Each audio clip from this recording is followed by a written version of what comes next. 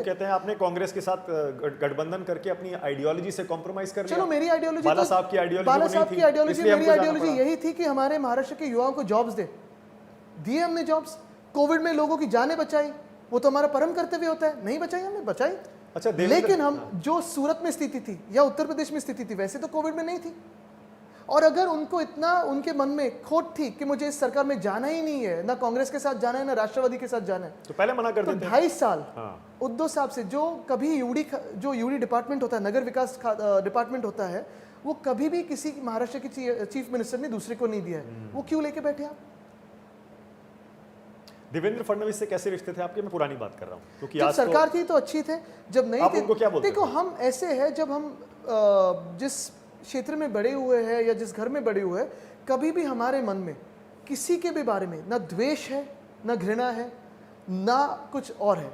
लेकिन दुख इसी बात का है कि आज जो हमारे राज्य में राजनीतिक स्थिति बनी हुई है, देखो 2 साल में उन्होंने 2 पार्टियों को तोड़ा, एक परिवार को तोड़ा। आप सोचिए ना उद्धव साहब क्या सोचते होंगे कि यार जिसको मैंने सब कुछ दिया, जिस पार्टी को हम परिवार मानते थे उसको सब कुछ दिया, वो 40 लोग भाग के चले गए। जिस भाजपा के साथ हम रहे, चलो एक इलेक्शन में नहीं बनी, उन्होंने वो पार्टी को तोड़ दिया। जो राष्ट्रवादी कांग्रेस, आप सोचिए शरद पवार साहब आज क्या सोचते हो कि उनकी उम्र में, कि जो सब कुछ उन्होंने किया, उनकी उम्र में उनकी जो हेल्थ है, उनकी जो स्थिति है, वो देखते हुए जिनके लिए उन्होंने बरसात में भी खड़े रह के उन्होंने भाषण दिया, प्रचार किया, वो उनको छोड़ के चले गए। क्या सोचते होगे, क्या बीतती होगी? किसने किया ये सब आपके हिसाब से? ये कौन था जो पर्दे के पीछे आपकी पार्टी भी तोड़ रहा था और एनसीपी को भी तोड़ रहा था?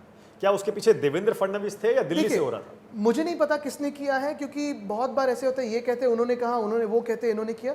लेकिन देवेंद्र जी ने तो ये 2-3 बार कहा कि मैंने बदला लिया, मैंने 2 पार्टी तोड़ के मैं आया हूं। ये ऐसी राजनीति कभी भी, विंडिक्टिव राजनीति, किसी का करियर खत्म कर दे, किसी को राजनीति से बाहर लेके जाए, ये राजनीति कभी ना हमने की, ना कभी महाराष्ट्र में हुई है। आप तो देवेंद्र फडणवीस से भी नाराज होंगे। जैसे मैंने कहा, हमेशा से आप साथ थे, परिवार में उनका भी आना जाना था। आप उनको क्या अंकल बुलाते थे?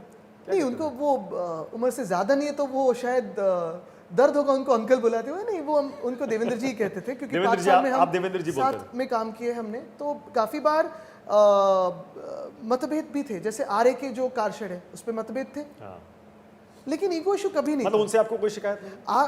देवेंद्र फडणवीस देखिए, शिकायत भाजपा से बिल्कुल है, क्योंकि और ना पर्सनल रीजंस के लिए। मैं वापस यही कहूंगा कि जो 10 साल में देश की स्थिति, जो सपने दिखा है, और आज नींद खुलते हुए प्रचार में हम जब जाते हैं तो देश जिस नाइटमेयर से बाहर आना चाहता है, जिम्मेदार भाजपा है। आज बात किस पे हो रही है? वेज नॉन वेज पे हो रही है। मुझे लगा था डिमोनेटाइजेशन पे बात होगी, डिमोनेटाइजेशन की सफलताओं पे बात होगी। मुझे लगा था 370 कलम निकाला तो लद्दाख खुश रहेगा, उसकी सफलताओं पे बात रहेगी। मुझे लगा था चाइनीज को हमने वापस भगा दिया लद्दाख से, उस पे बात होगी। मुझे लगा था स्मार्ट सिटी 100 आज तक तो बन गए होंगे, उस पे बात होती।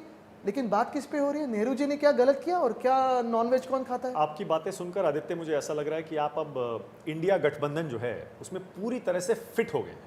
सही कह रहा हूं ना मैं? एकदम नेचुरली अंदर से अब आप फील करने लगे हैं कि हमारा नाम इंडिया है, भारत है, और हम देश की सोच रहे हैं। देखिए, इंडिया गठबंधन में कौन है? लेफ्टिस्ट भी है, राइटिस्ट भी है, सारे विचारधारा के लोग एक साथ क्यों आए हैं? मतलब आप मानते हैं ना कि आप राइटिस्ट हैं? बिल्कुल है। अगर आप हमें देखें, अगर पॉलिटिकल स्पेक्ट्रम पे डालें तो हमारी लेबर यूनियंस भी है, हम उन कानूनों के बारे में भी कहते हैं, तो आप लेफ्टिस्ट हो गए, राइटिस्ट है। हम सारी जगहों पे, क्योंकि हम ये मानते हैं कि देश में हर किसी की आवाज को सुनी जानी चाहिए।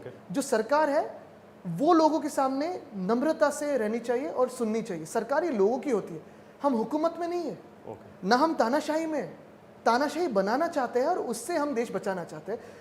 इस इंडिया गठबंधन में सारे पक्ष हैं, उत्तर दक्षिण पूर्व पश्चिम के सारे लोग हैं, मध्य भारत के सारे लोग हैं, इसीलिए आए हैं।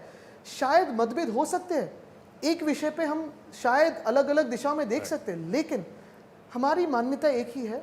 हम यही मानते हैं कि देश बचने के लिए संविधान जो है उसका रक्षण करना जरूरी है, जो लोकतंत्र है उसी का रक्षण करना जरूरी है।